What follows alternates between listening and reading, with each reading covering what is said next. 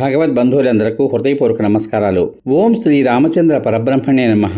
ఆపదామపహర్తారం దాతారం సర్వసంపదాం లోకాభిరామం శ్రీరామం భూయో భూయో నమామ్యహం. ఓం శ్రీ రామచంద్ర పరబ్రహ్మణే నమః. శ్రీ వాల్మీకి రామాయణం బాలకాండం 47వ సర్గ యందు గల 1వ శ్లోకం నుంచి 22వ శ్లోకం వరకు గల అన్ని శ్లోకముల యొక్క వచన భావ సారాన్ని సప్తమరుత్తుల వృత్తాంతము అనే కథగా విందాం. ఈ విధంగా గర్భము 7 ముక్కలుగా ఖండింపబడినందులకు దుఃఖిస్తూ దితి ఎదిరింప శక్యం కాని వాడైన దేవేంద్రునితో అనునయపూర్వకంగా ఈ విధంగా పలికింది. దేవేంద్ర, నువ్వు బాలాసురుని సంహరించిన వాడివి. నా అపరాధం చేతనే నా గర్భం 7 ముక్కలు చేయబడి వ్యర్థమైనది. ఇందులో నీ అపరాధం ఏమీ లేదు.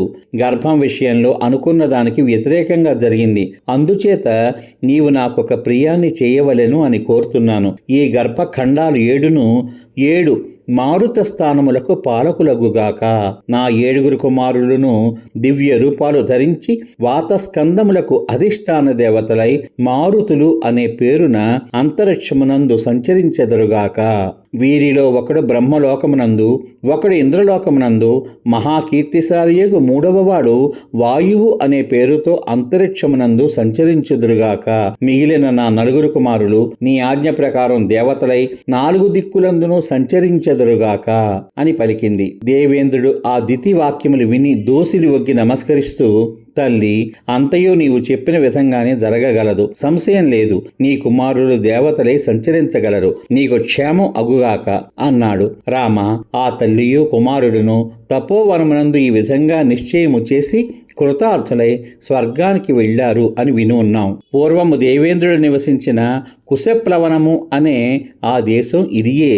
ఇచ్చటనే దితి తపస్సు చేస్తుండగా అతడు ఆమెకు ఉపచారాలు చేశాడు. ఇక్ష్వాకునకు అలంబుస ఎందు జన్మించిన విశాలుడు అనే పరమధార్మికుడైన కుమారుడు ఈ ప్రదేశంలో విశాల అనే నగరాన్ని నిర్మించాడు. మహాబలశాలియగు హేమచంద్రుడు విశాలుని కుమారుడు.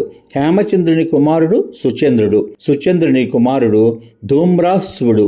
అతని కుమారుడు సృంజయుడు. శ్రీమంతుడు ప్రతాపవంతుడు అయిన సహదేవుడు సృంజయుని కుమారుడు. పరమధార్మికుడైన కుశాశ్వుడు సహదేవుని కుమారుడు. కుశాశ్వునకు మహా తేజస్శాలియు ప్రతాపవంతుడు అగు సోమదత్తుడును, సోమదత్తునకు కాకుత్సుడును పుత్రులుగా జన్మించారు. గొప్ప తేజస్సు గలవాడు, దేవతా సమానుడు, జయంప శక్యం కానివాడు అయిన ఇక్ష్వాకు కుమారుడు సుమతి ఇప్పుడు ఈ నగరాన్ని పాలిస్తున్నాడు. విశాల నగర రాజులందరూ కూడా ఇక్ష్వాకు ప్రభావం చేత దీర్ఘాయుర్దాయవంతులై, మహాత్ములై, వీర్యవంతులై, ధార్మికులై ఒప్పుతూ ఉంటారు. రామ, ఈ రాత్రి మనం ఇచ్చటనే సుఖంగా నివసిద్దాం.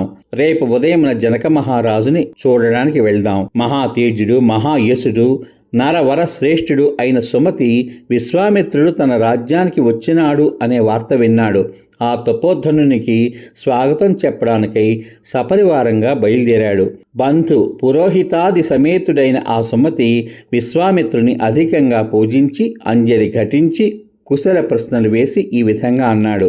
మహర్షి, నీవు మా దేశానికి వచ్చి మాకు దర్శనం ఇచ్చినందులకు నేనెంతో ధన్యునయ్యాను, అనుగ్రహింపబడిన వాడును అయ్యాను. నన్ను మించిన ధన్యాత్ముడు ఎవ్వడూ లేడు అని పలికాడు. సమాప్తం.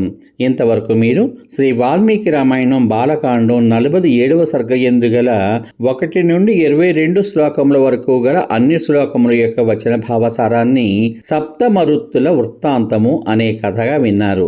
రేపటి భాగంలో శ్రీ వాల్మీకి రామాయణం బాలకాండం 48వ సర్గ యందు గల 1వ శ్లోకం నుండి 34వ శ్లోకం వరకు గల అన్ని శ్లోకముల యొక్క వచన భావసారాన్ని అహల్య శాప వృత్తాంతము అనే కథగా వింటారు.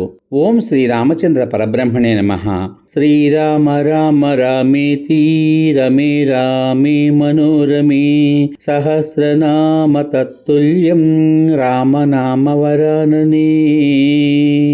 ఓం శ్రీ రామచంద్ర పరబ్రహ్మణే నమః. సర్వే జనా సుఖినో భవంతు. శుభమస్తు. స్వస్తి.